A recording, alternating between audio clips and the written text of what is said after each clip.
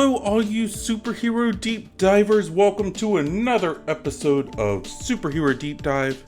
As always, I am your host Jason.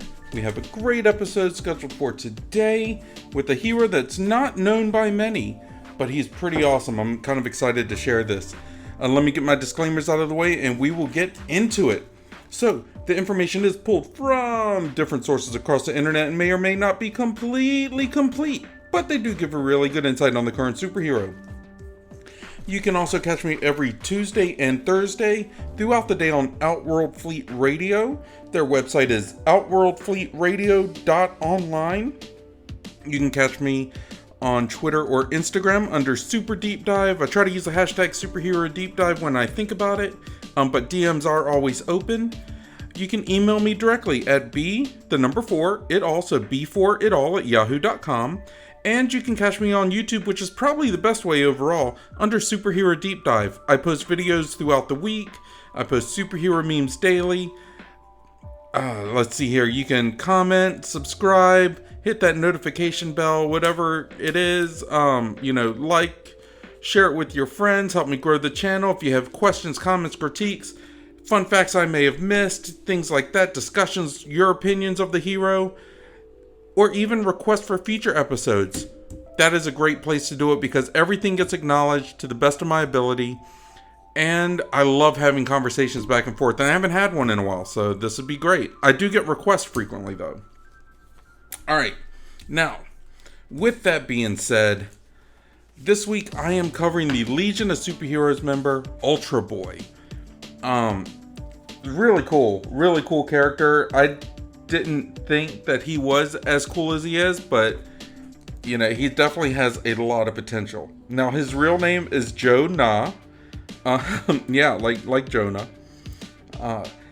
He first appeared in Superboy number 98 back in 1962, in which he was sent back in time to Superboy's hometown of Smallville to prove himself worthy of joining the Legion by learning Superboy's secret identity.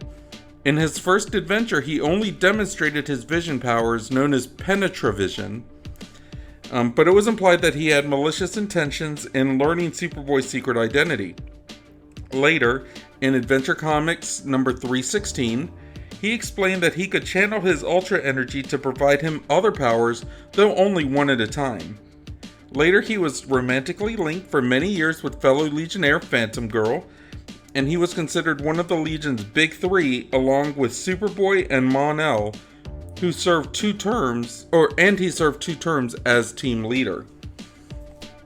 The names of his parents are Krav and Mitra Na. His girlfriend on Rinbor before he joined the Legion was Anne Rid. I don't know. She's later murdered by Pulsar Stargrave, who frames Ultra Boy for the crime. Ultra Boy is also a skilled actor. This, combined with his rough background on Rinbor and social standing, helps him infiltrate criminal groups when he appears to go bad. This skill also makes him a valuable member of the Legion Espionage Squad, and he is the only member without overt spy powers. Now, between volumes 3 and 4 of Legion of Superheroes, a 5-year gap in the chronology occurred, during which the team disbanded. During this period, Ultra Boy proposed to Phantom Girl, but she was apparently killed in an accident. Now known simply as Joe Na, he had become a smuggler and an outlaw on his homeworld of Rinbor. He rejoined the Legion after assassins destroyed an entire apartment building trying to kill him. A later storyline in the Volume 4 Legion of Superhero series, Annual Number 1, showed his acting skills. It was shown that for years, Ultra Boy had played dumber than he actually was, to not give away any advantage to his foes. When the time sorceress Glorith began manipulating Legion history, she figured only the smarter Legionnaires might notice her manipulations and thus acted to neutralize ones like Brainiac 5. She never suspected Ultra Boy would figure out her plan, which involved provoking a battle between the Legion and Mordru at the zenith of his power, which would destroy or weaken them both. allowing her to pick up the pieces, realizing that this would mean Ultra Boy first, in a fake diplomatic blunder, prevented the Legion from attacking Mordru, then, in disguise, visited Mordru, and instead of provoking him into attacking Glorith, kind of warned him. And this proved successful, leaving both Mordru and Glorith severely weakened. Years later, Glorith finally figured out who was responsible, and in revenge sent Phantom Girl into the past, leaving Ultra Boy believing her to be dead. Later, still the Legion found themselves on the wrong side of the law, and Ultra Boy adopted a new identity as Emerald Dragon. Now, during the 5-year gap following the Magic Wars, Earth fell under the covert control of the Dominators and withdrew from the United Planets. A few years later, the members of the Dominators' highly classified Batch SW6 escaped captivity. Originally, Batch SW6 appeared to be a group of teenage Legionnaire clones, created from samples apparently taken just prior to Pharaohlad's death at the hands of Sun Eater. Later, they were revealed to be time paradox duplicates, every bit as legitimate as their older counterparts. After Earth was destroyed in a disaster reminiscent of Krypton's destruction over a millennium earlier, a few dozen surviving cities and their inhabitants reconstituted their world as New Earth. The SW6 Legionnaires, including their version of Ultra Boy, remained. In the continuity that follows the 1994 Zero Hour storyline, Ultra Boy's background is very similar to the original. He was a gang leader on Rimbar, running a gang called the Emerald Dragons, a reference to his 5 years later identity. And before being eaten by an Ultra Energy Beast and gaining his powers from eating the creature's flesh, he initially does not join the Legion, but instead joins a rival group called the Workforce, and it is briefly romantically linked to Spider-Girl, who's Susan Packa, not May Parker, before meeting and falling in love with Apparition, the post-Zero Hour incarnation of Phantom Girl, when the Workforce and Legion were stranded on planet Hell, a prison complex located inside the Sun. Eventually, Ultra Boy leaves the Workforce and becomes a member of the Legion. Ultra Boy and Apparition eventually marry and have a son named Cub, just before the Legion's reality was rebooted for the second time. You know, that really has to suck. Alright, so the Legion was then rebooted again in 2005, so this is their second reboot. Ultra Boy in this version seems much the same as his previous versions, but does not have a romantic link with Phantom Girl. He is in a relationship with Shadow Lass instead. Trained by Karate Kid in a more responsible and tactical use of his powers, it's known by at least Triplicate Girl that on Rimbor, he is charged for a crime he never committed, but refuses to say more on the question. He is later cleared of this crime, revealed to be vehicular homicide, when Legion business manager Marissi discovered the evidence that led to his innocence. Kinder and Mellower, I was thinking Kinder was the name of someone. He's kinder and mellower than his gruff exterior may express. He's the first one to sense Imra's displeasure and insecurities for being constantly neglected by her boyfriend, Lightning Lad. This, however, leads to a brief affair with the Titanian girl. So, he is definitely showing to be a character of, like, a lot of inner turmoil and emotion, which is kind of cool, especially for being treated like he's dumber. You know, so he's got the intelligence, he's strategic in everything, which plays into his powers, and I'm going to get into that too. But just kind of keep that in mind. He's got a lot of inner turmoil, long-term strategy, constantly playing dumber than he actually is, because he always wants to have that upper hand. That is like Batman level stuff. So that's pretty cool. In the events of the 2005-2006 Infinite Crisis storyline, things have apparently restored a close analog of the pre-Crisis on Infinite Earths Legion to continuity, as seen in the Lightning Saga story, in Justice League of America and Justice Society of America, and in the Superman and the Legion of Superheroes story arc in Action Comics. Ultra Boy is included in their number.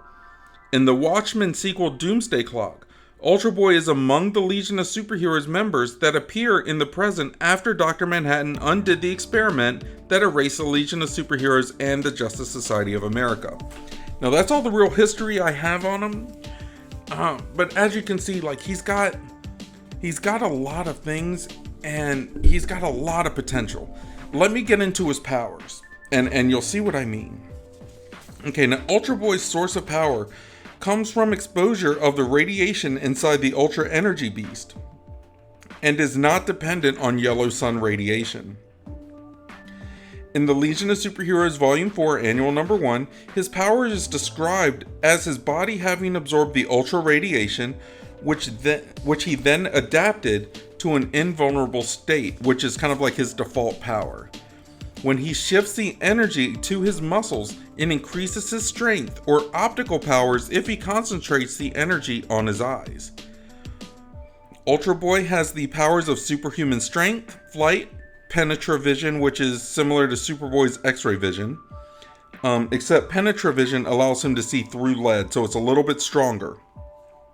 Flash vision, which is similar to heat vision, invulnerability, and ultra speed, which he has never been shown having super hearing. So I'm sure if he concentrated he could, but it's just never been shown. All of these abilities seem to be at Kryptonian power levels. Now that's important. So that's why they said it's not like he absorbed yellow sun radiation. So it seems to be at Kryptonian power levels. Whereas Superman's heat vision is usually depicted as red beams, Ultra Boy's flash vision is usually blue. So there is a possibility that it might be hotter than Superman's heat vision. Just kind of keep that in mind.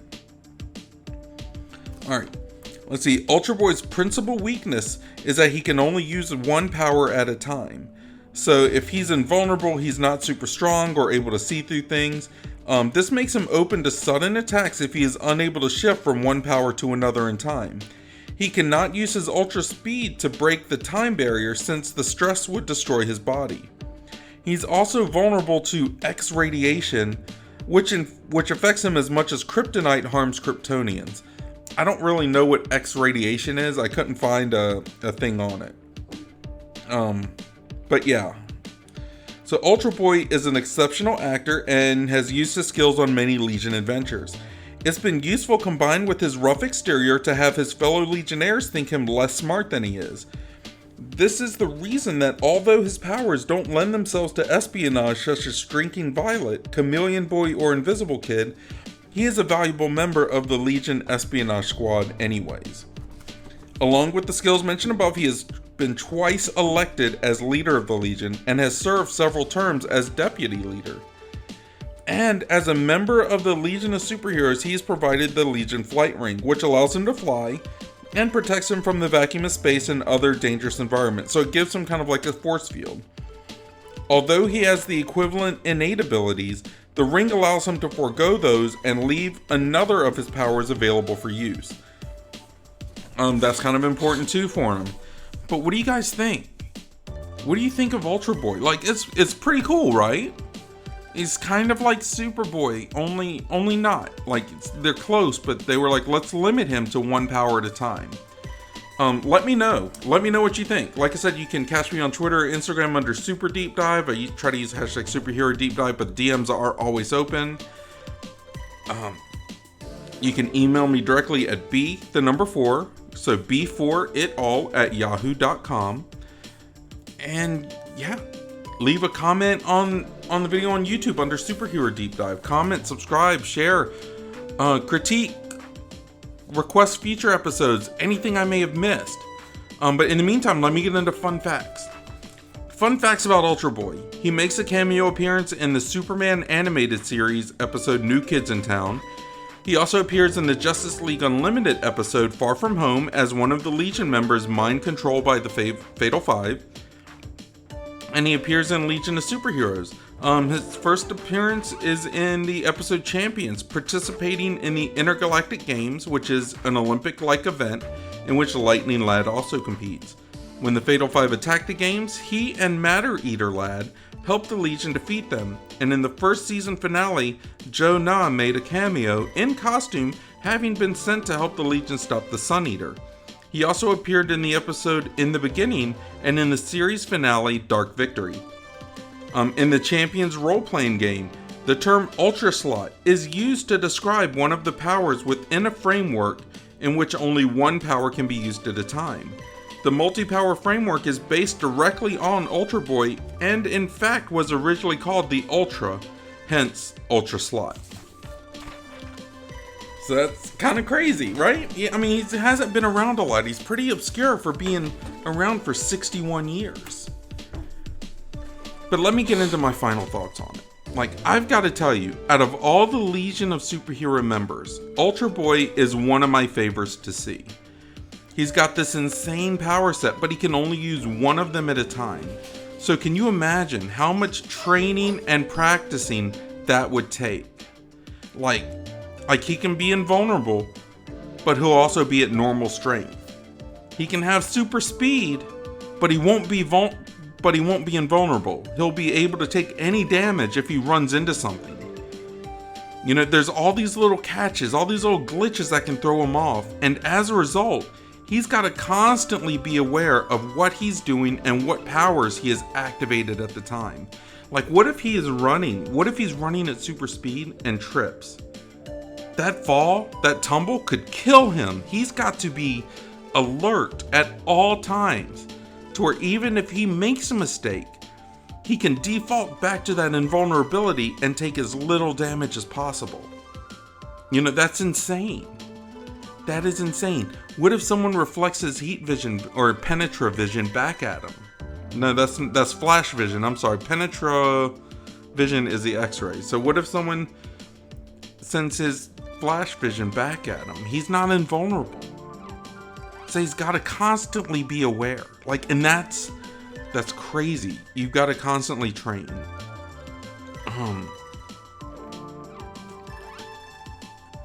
You know, like it's nuts. So there's all these catches that can throw him off, and as a result, he's got to constantly be aware of what he's doing and what powers he has activated at the time. And I'm sure some sacrifices would have to be made, which would make some situations difficult. Like if he's in a mission and he can really use like the penetra vision, but they're also in a fight. So he's got to be careful. He might have to hide or something so he can actually use the penetra vision to scope out things and be at less risk of getting injured. You know, there's stuff like that. Like he's got to constantly figure out, and it's almost like he's got to be able to switch powers instinctively. It's got to be faster than thought. But what if he gets isolated and has to make split decisions? What powers would be more valuable to him? You know, I like these dilemmas because they can make or break a situation, and mistakes can be made.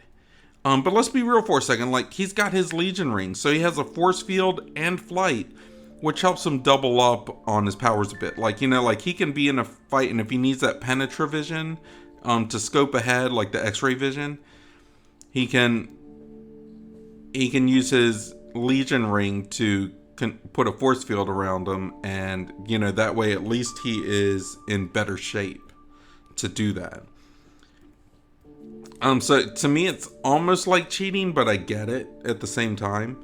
Now what I'd like to see is where he gets put like somewhere on a planet, okay, and his ring is taken away from him somehow. So like, let's say maybe an enemy finds out the material that the Legion ring is made of and makes a ray that's able to disintegrate the ring, leaving Ultra Boy on a planet alone and without the advantage of that force field and flight. Because they also use the ring for communications with each other.